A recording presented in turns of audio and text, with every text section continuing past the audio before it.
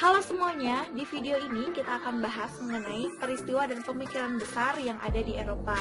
Nah, sebelum kita masuk, kita akan bahas dulu nih mengenai Eropa sebelum adanya peristiwa besar dan juga pemikirannya. Nah, di Eropa pada masa itu sedang berada di abad pertengahan yang sering juga disebut dengan Dark Age. Ini berlangsung sekitar tahun 500 sampai 1500 Masehi. Kenapa sih disebut Dark Age? Apakah langit di Eropa itu gelap, tidak pernah ada siang, atau bagaimana? Nah, jadi mengapa disebut Dark Age? Karena terjadinya kemunduran intelektual di Eropa pada saat itu. Kemudian, cengkeraman agama atau gereja pada saat itu lebih kuat. Jadi adanya dogma agama. Nah, paus ini merupakan yang paling utama dalam mengambil keputusan di Eropa. Jadi, segala sesuatu yang terjadi di Eropa ini harus berdasarkan dari keputusan gereja. Nah, maka dari itu, adanya pemikiran maupun keinginan untuk melakukan perubahan-perubahan di Eropa. Nah, perubahan-perubahan tersebut terangkum dalam peristiwa-peristiwa besar yang terjadi di Eropa. Yuk kita simak videonya. Latar belakang dari Renaissance. Yang pertama, paham rasionalisme yang membutuhkan penjelasan secara fakta, berkembang dan banyak menentang paham-paham yang ada di ajaran gereja. Yang kedua, bangkitnya keinginan raja-raja untuk memerintah negara tanpa campur tangan gereja. Dan yang ketiga, kaum menengah atas atau berjenis bangkit dan mereka membuka pemikiran masyarakat. Tujuan dari gerakan ini yaitu untuk mempersatukan kembali gereja yang terpecah-pecah akibat skisma atau perang agama. Timbulnya kota-kota dagang yang makmur mengakibatkan perdagangan mengubah perasaan pesimistis menjadi optimistis, serta untuk melahirkan kebebasan dalam pola pikir individu untuk menentukan pilihannya masing-masing dan inginnya bangkit dari keterpurukan bangsa Eropa. Leonardo da Vinci lahir di Vinci, Provinsi Firenze, Italia pada 15 April 1452 dan meninggal pada umur 67 tahun di Paris 2 Mei 1519. Leonardo di Piero da Vinci yang lebih dikenal dengan nama Leonardo da Vinci adalah seorang pelukis, pemahat, pematung, arsitek, penemu, ilmuwan, penulis, dan filsuf asal Italia di masa Renaissance. Ia digambarkan sebagai arketipe manusia Renaissance dan sebagai jenius universal. Salah satu karya terkenalnya adalah Mona Lisa. Leonardo da Vinci,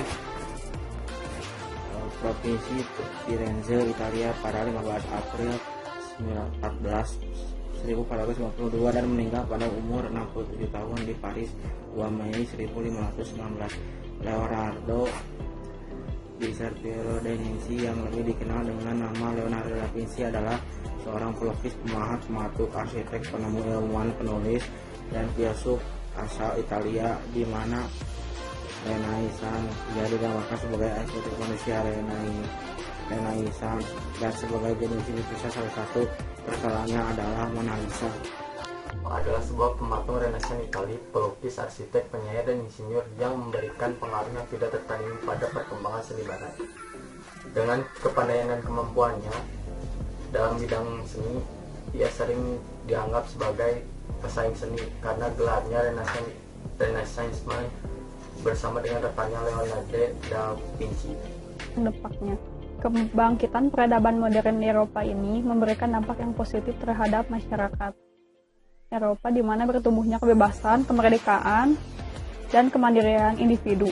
Berkembangnya ilmu pengetahuan, teknologi, dan seni budaya sehingga membawa perubahan yang besar pada peradaban Eropa dan dunia hingga era sekarang. Namun, zaman Renaissance ini tidak serta-merta membawa dampak positif saja, tapi juga dampak negatifnya, lantaran runtuhnya dominasi gereja.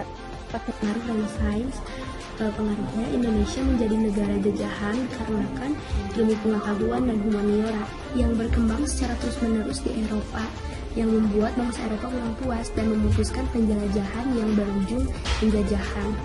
Selain itu, banyak gerakan-gerakan yang berkembang di Indonesia seperti gerakan kemandirian individu, gerakan kebebasan, gerakan kemerdekaan, dan tersebarnya ajaran Kristiani dan moral ajaran Barat, baik positif maupun negatif. dan itu menjadi bagian dari masyarakat Indonesia. Merkantilisme merupakan praktik dan teori ekonomi yang sangat dominan terjadi di Eropa pada abad ke-16 sampai ke-18. Konsep ini dipromosikan melalui aturan-aturan ekonomi pemerintahan suatu negara dengan tujuan menambah kekuasaan negara dengan mengorbankan kekuatan nasional saingannya. Ada beberapa hal yang menjadi pemicu lahir dari berkembangnya merkantilisme pada masa itu, yakni 1. Adanya keberadaan negara-negara merdeka di Eropa seperti Perancis, Jerman, Inggris, Belanda, dan Italia. Terus kedua, negara-negara tersebut ingin mempertahankan kesejahteraan, kebebasan, dan kedaulatan rakyatnya. 3. Negara-negara tersebut memerlukan kondisi ekonomi yang kuat agar bisa bertahan. Tujuan merkantilisme. Merkantilisme merupakan kebijakan sebuah ekonomi nasional dengan tujuan untuk mengumpulkan cadangan moneter melalui sebuah keseimbangan perdagangan yang positif, terutamanya pada sebuah barang jadi. Di sini saya akan membahas dampak merkantilisme, yaitu menimbulkan banyak pemberontakan dan persaingan sengit di kalangan negara bangsa di Eropa untuk menguasai perdagangan dunia. Setiap negara berlomba-lomba membangun industri perkapalan dan persenjataan guna memperluas monopoli perdagangannya. Di sini saya akan menjelaskan dampak merkantilisme bagi bangsa Indonesia. Yang pertama ada datangnya Belanda ke Indonesia dan membentuk VOC. Yang kedua, Raffles memberlakukan sistem sewa tanah. Yang ketiga, adanya stratifikasi sosial yang ditetapkan pemerintah Belanda. Terima kasih. Reformasi gereja adalah sebuah upaya perbaikan dan kembali pada ajaran gereja yang lurus. Gerakan reformasi berupa sikap kritis terhadap penyimpangan-penyimpangan yang dilakukan oleh pihak gereja Katolik pada waktu itu, terutama adanya penjualan surat pengampunan dosa yang disebut surat akhlak. Latar belakang terjadinya reformasi gereja. Jadi, latar belakang munculnya reformasi gereja itu ada 6. Yang pertama, ada praktek jual beli indulgensi atau pengampunan dosa oleh gereja Katolik Roma. Yang kedua, ada juga praktek simoni atau jual beli jabatan di gereja Katolik Roma. Yang ketiga, tuduhan korupsi dan nepotisme di gereja Katolik Roma. Yang keempat, ada skisma barat antara Paus di Roma dan Avignon yang melemahkan wibawa gereja Katolik Roma. Yang kelima, munculnya mesin cetak yang membuat Alkitab lebih tersedia bagi kalangan umum. Dan yang terakhir adalah paham humanisme dan Renaisan. Tujuan dari gerakan reformasi gereja adalah untuk mengembalikan fungsi ajaran Katolik pada perkembangannya mereka menjadikan agama Kristen. Ia menulis beberapa puisi dan frasa berupa kritikan untuk gereja. Tokoh reformasi gereja, John Knox. John Knox adalah salah seorang tokoh yang memengaruhi gerakan reformasi di Skotlandia. Ia merupakan salah satu murid Calvin di Jenewa, sehingga pengaruh teologi Calvinis sangat kental dalam dirinya. Menurut Knox, kekristenan dan kemerdekaan nasional harus dapat ditemukan bersama, karena keduanya merupakan suatu pengumuman yang dapat diselesaikan bersama. Martin Luther, dia lahir pada tahun 1483 dan meninggal pada tahun 1546. Dia adalah seorang pastor dan juga guru besar yang berasal dari Jerman. Ia merupakan salah satu penggerak reformasi gereja yang memangku 95 dalil kritikan pada pintu gereja Wittenberg. Reformasi gereja. Gerakan reformasi gereja melahirkan kekuasaan yang absolut dan juga menimbulkan pertikaian Protestan, Katolik, dan penghancuran lukisan-lukisan dan patung-patung lainnya dan yang berbau Katolikisme. Pengaruh reformasi gereja untuk bangsa Indonesia adalah adanya persebaran agama Kristen Protestan di Indonesia. Jadi pada saat itu Belanda yang sedang menjajah Indonesia mayoritas beragama Kristen Protestan, dan oleh sebab itu maka agama Kristen Protestan disebarkan oleh Zending-Zending. Dua di antaranya adalah Hernius dan Sebastian. VOC pun melarang kegiatan keagamaan Katolik di seluruh Indonesia. Aufklärung adalah kata Jerman yang berpedangan dengan kata Inggris, yakni Enlightenment, yang berarti pencerahan, penerangan. Masa Aufklärung meliputi abad ke-18. Nama tersebut diberikan pada masa itu karena pada masa itu manusia tengah mencari cahaya baru dalam rasionya. Aufklärung adalah zaman pencahayaan di kawasan Eropa yang terjadi setelah abad pertengahan terakhir. Aufklärung juga memiliki semboyan yakni spread out yang berasal dari kata Latin yang berarti hendaklah Anda berani berpikir sendiri. Masa Aufklärung ini merupakan tahap baru dari proses emansipasi kaum barat yang dimulai sejak masa reformasi dan Renaissance atau abad pembaharuan. Aufklärung mewujudkan cita-cita Renaissance dan dipercepati perkembangannya oleh empirisme dan skeptisisme modern serta oleh penemuan-penemuan ilmiah abad ke-17. Jadi tujuan dari Aufklärung adalah mencari kebenaran yang berdasarkan pendekatan ilmiah, kemudian dengan ini memperbaiki kehidupan manusia, misalnya dengan toleransi antar umat beragama, dengan tidak menindas seseorang berdasarkan agamanya. Ini berbeda dengan masa sebelumnya di sejarah Eropa. Saat masa reformasi gereja dan kontra-reformasi, pada masa ini banyak penindasan dan pemaksaan kepercayaan akibat konflik antara kaum Katolik Roma dan kaum Protestan. Dampak dari Aufklärung, yang pertama itu ada dampak positif dan yang kedua ada dampak negatif. Yang pertama itu dampak positif Aufklärung. Dengan Aufklärung atau Enlightenment, ilmu pengetahuan berkembang pesat. Perkembangan ini misalnya adalah penemuan unsur-unsur oleh ilmuwan Prancis yang bernama Antoine Lavoisier 1743 sampai 1794. Penyusunan ensiklopedia ilmiah seperti Encyclopedia Britannica serta dipublikasikannya sistem taksonomi oleh Carolus Linnaeus 1707 sampai 1778. Hak asasi manusia juga berkembang pesat, terutama kebebasan individu dan kebebasan beragama. Konstitusi Amerika Serikat yang dibuat pada tahun 1787 ternyata memuat ide-ide kebebasan ini sebagai pengaruh Enlightenment. Yang kedua itu ada dampak negatif. Luruhnya pengaruh agama di Eropa seiring dengan melemahnya pengaruh gereja Katolik Roma. Para filosof di masa ini mengagungkan akal atau reason dan menganggap bahwa pengaruh gereja berdampak negatif terhadap masyarakat. Pengaruh Aufklärung di Indonesia menyebabkan terjadinya politik etis, yaitu sebuah kebijakan pemerintahan kolonial Belanda di Indonesia yang merupakan kritikan terhadap tanam paksa. Nah, apa sih pengertian dari revolusi industri?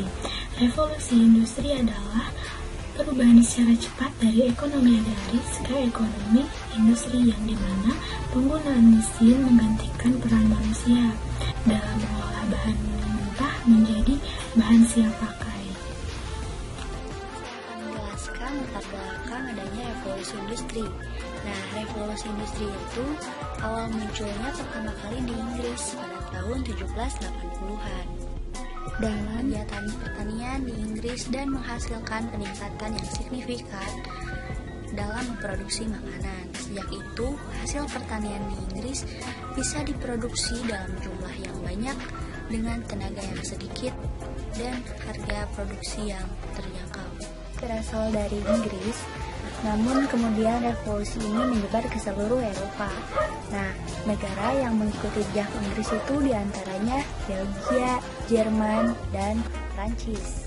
Negara-negara ini mendirikan sekolah-sekolah untuk ahli teknik dan menyediakan dana untuk pembangunan infrastruktur berupa jalan, jembatan, dan kereta api. Dampaknya pada tahun 1850, jaringan rel kereta sudah menghubung seluruh daratan Eropa.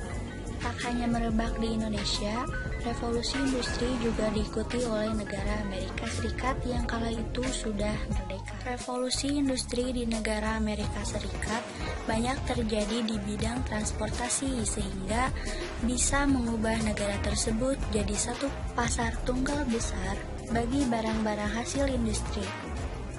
Tujuan revolusi industri: 1. Mencari pemasaran. Pada mulanya pemasaran dilakukan dalam negeri, kemudian dilakukan antar negara industri.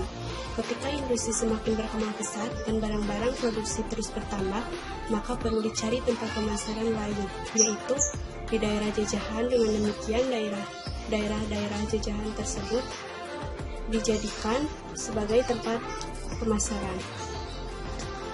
2. Mencari bahan baku atau bahan mentah. Negara industri seperti halnya Inggris mempunyai sumber batu bara dan besi untuk membuat mesin-mesin. Tetapi mereka tidak mempunyai bahan baku lainnya. Salah satu bahan baku yang digunakan adalah kapas sebagai bahan baku untuk membuat tekstil. Karena itu, untuk mendapatkan bahan baku tersebut, mereka perlu mencari tempat lain, terutama di daerah-daerah koloninya, diambil hasil berupa bahan baku sebanyak-banyaknya. 3. Tenaga yang murah. Banyak barang yang dahulu dikerjakan oleh tukang yang ahli kini cukup dikerjakan oleh sembarang orang, bahkan anak-anak. Barang-barang sudah dibuat oleh mesin, sedangkan tenaga manusia dipakai untuk menjalankan mesin. Akibatnya tenaga buruh menjadi murah. Tenaga murah ini tidak hanya berlaku di dalam negeri Inggris sendiri, tetapi juga di daerah koloni Inggris meliputi Asia dan Afrika. Nah, pada tahun 1807, Robert Fulton menemukan kapal api pertama yang dapat melintas dengan jarak jauh. Untuk percobaan kapal buatannya, ia gunakan untuk menyeberangi lautan Atlantik.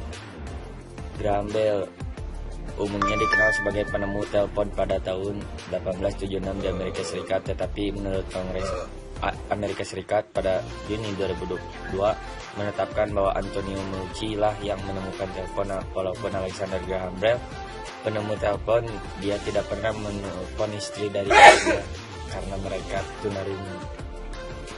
James Watt adalah seorang insinyur besar dari Skotlandia, Britania Raya. Pada awalnya, ia tertarik pada mesin uap karena memperhatikan mesin uap buatan Newcomb yang kurang efisien. Lalu ia melakukan beberapa percobaan dan penelitian hingga ia berhasil membuat mesin uap yang lebih efisien. Dan ternyata mesin uap yang ia buat menjadi salah satu kekuatan untuk mendorong terjadinya revolusi industri. Dampak revolusi industri: munculnya industri secara besar-besaran meningkatkan mutu hidup menjadi lebih dinamis. Manusia bisa menciptakan berbagai produksi untuk memenuhi kebutuhan hidupnya, meningkatkannya urbanisasi ke kota-kota industri, berkembangnya